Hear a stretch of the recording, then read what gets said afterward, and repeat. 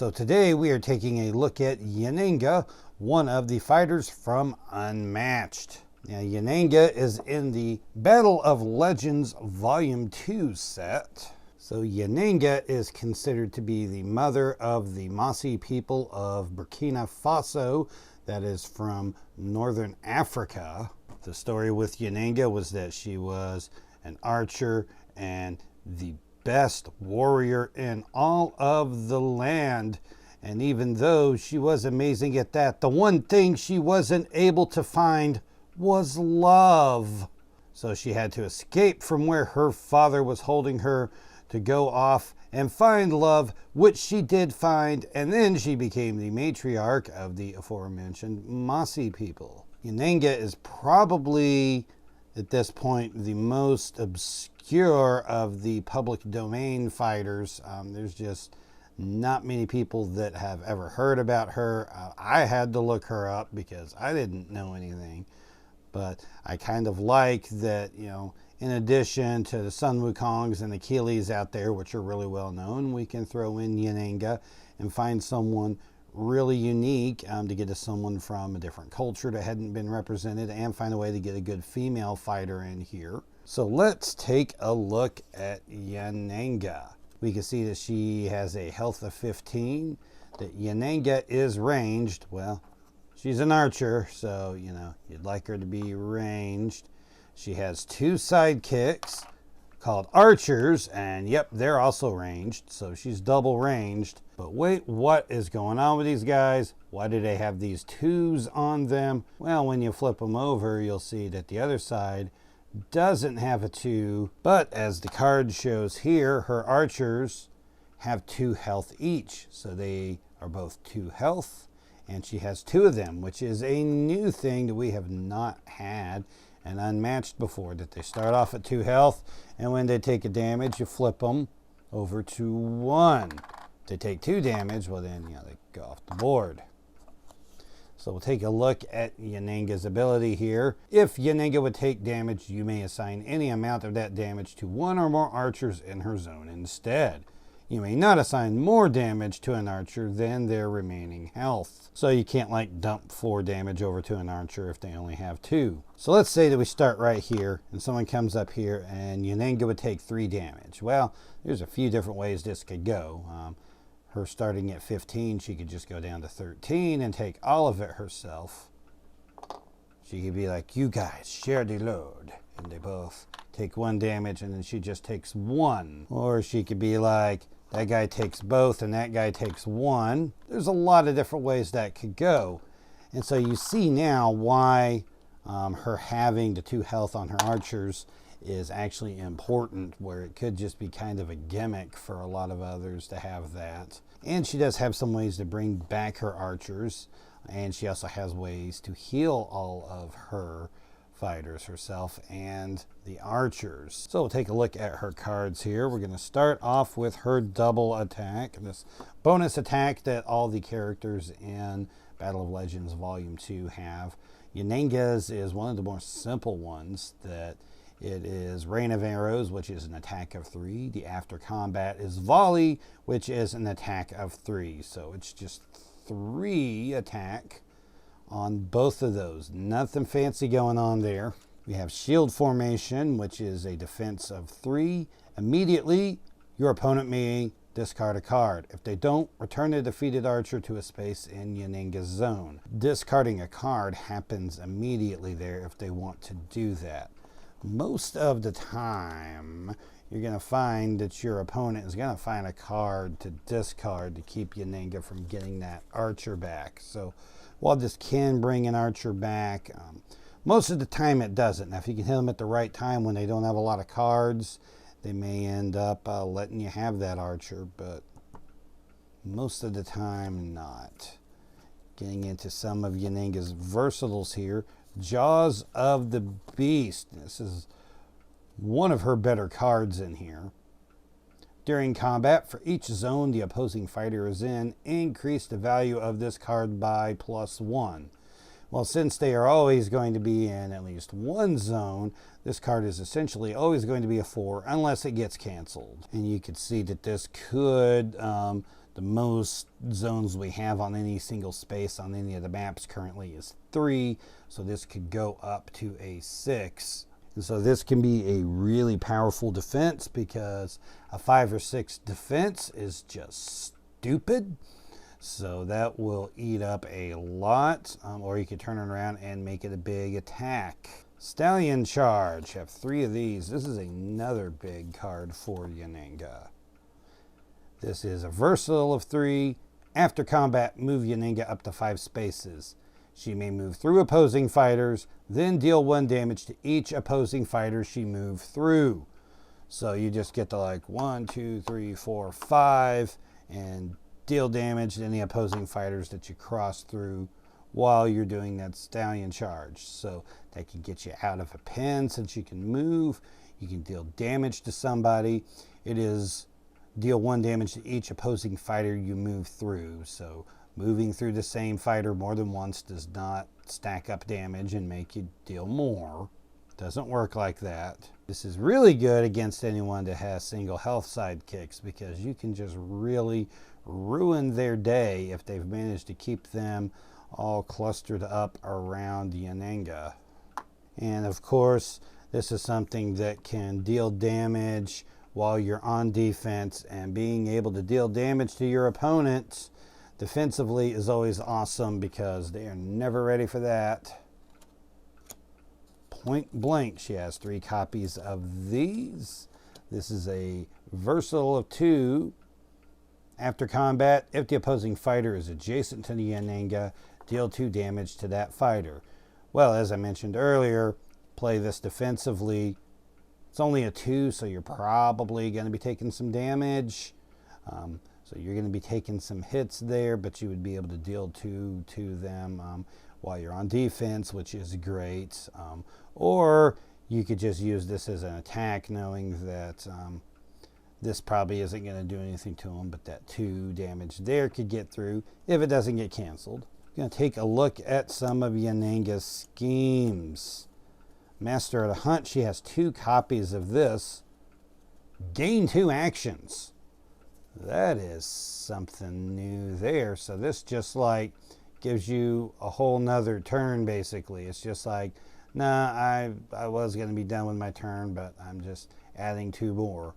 When counting your actions, remember that this card counts, playing this card counts as 1 action. So keep that in mind, do your math correctly. Gaining actions can make you always have to remember how to add correctly. And 1 with the land. This is the Aninga Scheme. Move each of your fighters up to 2 spaces. Each of your fighters recovers 1 health and draw 1 card. This essentially is a maneuver that gives you healing of 1 health per fighter. Now, normally a 1 health gain is not really all that big. I mean, you can look at Buffy's rapid recovery at that not being really all that great.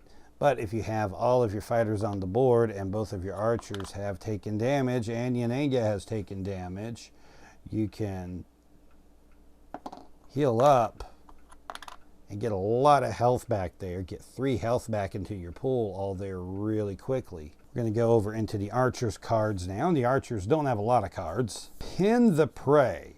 This is a versatile of 1. A 1? Yeah, a 1. But let's take a look at it here. Move the opposing fighter up to 4 spaces. Your opponent discards 1 card. Okay, this is really strong despite only being a 1. It's probably the reason it is a 1 is because this effect is so strong. You're moving them up to 4 spaces and discarding your card. So this is something you're going to want to use. You could use it on defense to position the opposing fighter where you want them at. You do have to remember that if you're using this on defense on one of your archers, since this is only a 1 defense, you stand a very good chance of losing your archer if you play this defensively. Remember that. You can play it as an attack, and if it isn't canceled, you can kind of get the same effect there. Divide and Conquer. This is a versatile of 2. During combat, if your fighter is not in the Yennenga zone, the value of this card is 4 instead. So this gives you a little bit of an incentive to get your archers away from Yennenga, because because of this ability, you're going to want to keep them in the same zone with her all the time. This card gives you a reason to make them go out. You can bring them out to use some of the ennies that we haven't gotten into yet, or to use this as an attack because it would be a 4 attack, or it could be something to help you kind of keep them alive as a defensive 4. So now going into the ennies, surprise volley, an attack of 3. There are 3 copies. An attack of 3, immediately you may place a defeated archer to a space in the opposing fighter's zone. If you do, that archer is now the attacker. If you don't, gain 1 action. So you get to decide if you want to bring an archer back or if you want to gain an action, because gaining the action could be very good for you. Do have to take a note on this that this is immediately, which means before any other card effects on your opponent's card play out. You have to decide this first. So if it's something like a card that would deal damage back to the archer that played it and kill that archer, well, they would be there in the immediate space and you wouldn't be able to replace them. If it's something with them being able to move afterwards, you've got to decide if you want the action or the archer back before they move. We have Momentous Shift. This is a card you're very familiar with. Reversal of 3. During combat, if your fighter started his turn in a different space, this card's value is 5 instead. Just like with Merlin in Arthur's deck, being able to use Momentous Shift when you're ranged lets you do a bunch of crazy things. And you have 2 copies, not 3, just 2 copies of Skirmish. Reversal of 4. If you won the combat, choose one of the fighters in the combat and move them up to 2 spaces. So what are some things to take a look at here? Well, first of all, Yennenga has a lot of really low printed values. The highest printed value she has is a 4, which is on these skirmishes right here. She's got some that can ramp up a bit. Momentous Shift, Jaws of the Beast, Divide and Conquer, but nothing that has just a printed value of higher than 4.